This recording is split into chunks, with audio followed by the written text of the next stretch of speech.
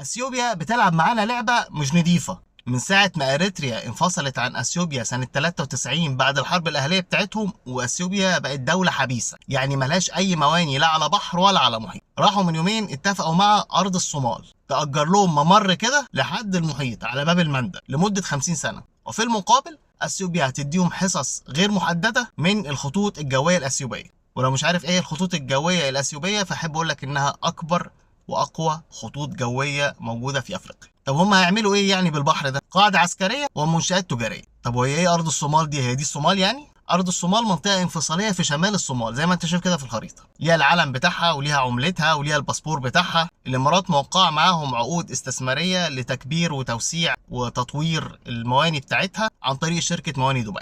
الفيلم ده بقى كله يفرق معانا احنا في ايه؟ ان اثيوبيا اللي احنا بينا وبينهم مطار الحداد، بكره هيبقوا واقفين عند باب المندب بقوات عسكريه.